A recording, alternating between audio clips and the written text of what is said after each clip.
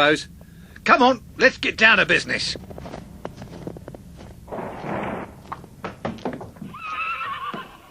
Jack couldn't think for the life of him what the noise was, and he didn't care either. All he wanted to do was to get home. He came to his house, panting painfully, and went upstairs. His first thought was that he must tell the others. Quickly, he scribbled a note, slipped downstairs again, and rushed to the shed at the bottom of Peter's garden, and slid his note under the door. Then home he went again to bed, but not to sleep. That noise, that strange high van. Who were the men? It really was enough to keep anybody awake for hours. Next morning, Janet went down to the shed by herself. The shed smelt rather stuffy, so she opened the window. When she turned round, she saw Jack's note on the floor. On the outside she read, "Urgent, very important indeed." She raced back to the house, yelling for Peter.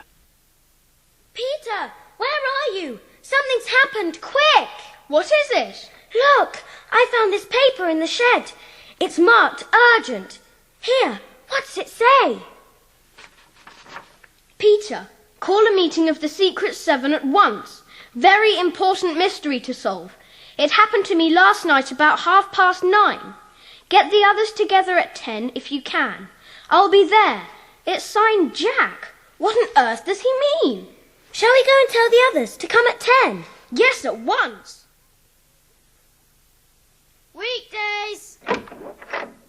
Hello, Colin. That's everyone here now, except Jack. Weekdays. Jack, we got your note. What's up? Is it really important? Well, you listen and see. Last night I realised I'd lost my badge. I guessed I dropped it when we were building the snowman. Anyway, I took my torch and went back to the field, and sure enough I found it. Good thing, too. Yes, well, I was just about to go home again when a car turned up, towing a strange sort of van thing. There were two men. They opened up the van, and there was the most frightful noise, snorting and a horrid squeal. It nearly made my hair stand on end. Why did those men come down that lane late at night, and what could that thing be that they were towing? Was it a cage or something? Not as far as I could see. More like a small removal van. But whatever was inside wasn't furniture. I tell you, it snorted, squealed and struggled. Was it a man, do you think? It might have been, of course. But a man doesn't snort like that. Unless he had a gag over his mouth, perhaps. Well, it's something mysterious for the Secret Seven to look into. How are we going to tackle it? We had better find out if we can tell anything by the tracks in the snow. Yes, and we could ask the caretaker if he heard anything. We might try and find who owns the old empty house. Well, let's split up the inquiries. Pan, you go with George and see if you can find out who owns the house. Janet, you and Barbara can go down to the lane and examine the car tracks. Right. Colin, Jack and I will go and see if we can get the caretaker to tell us anything. What's Scamper to do? He's going to come with us, in case the caretaker turns nasty.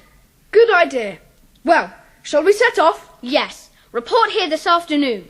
You've discovered the most exciting mystery, Jack, and it's up to the Secret Seven to solve it. They set off at once, feeling extremely important. Scamper went too, his tail well up.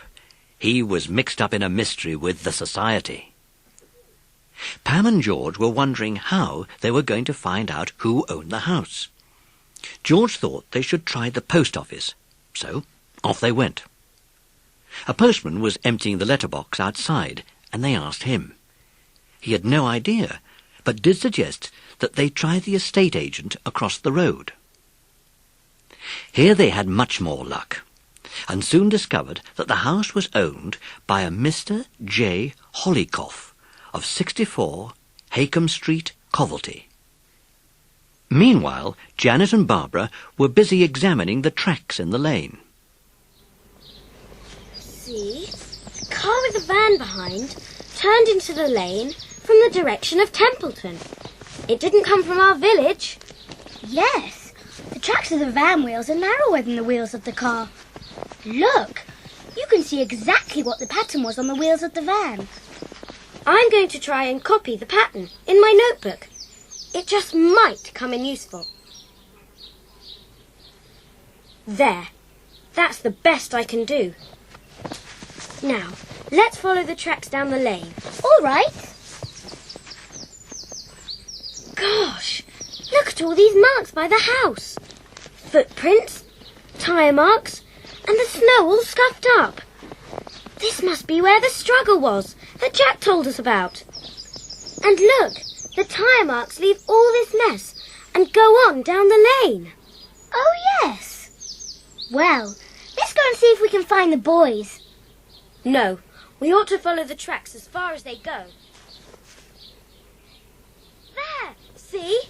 They go into that field, turn in a big circle, and out again. Must have gone up the lane and disappeared into the night. Funny thing to do at that time of night. Yes, very odd. Now let's go back to the house and wait for the boys. They hung over the gate, but to their horror, the old caretaker came rushing out as soon as he saw them, his big stick in his hand. He yelled at them, and they fled up the lane as fast as they could go. The three boys and Scamper had had an exciting time. They had gone down the lane to the old house and leaned over the gate. They saw tracks going up the drive. There's my footprints that I made yesterday morning, and Scamper's paw marks. But our tracks are overlaid with bigger footmarks, and other marks too.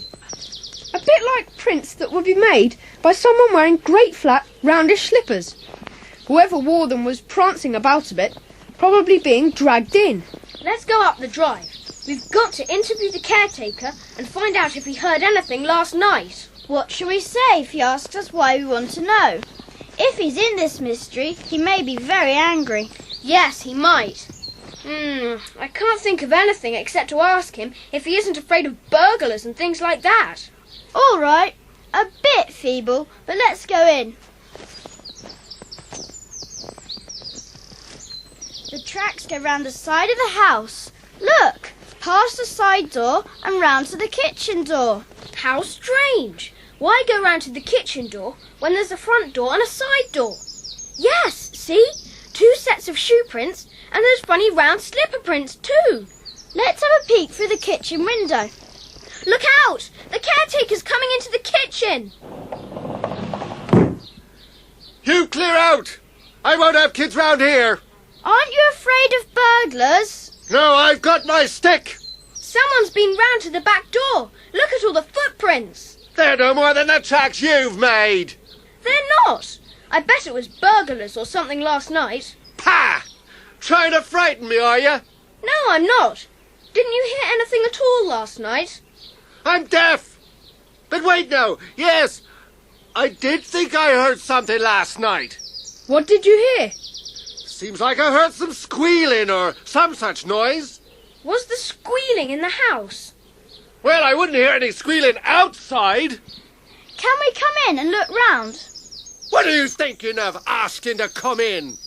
You clear out and don't come round here again. Look out! He's coming out of the side door. Let's go.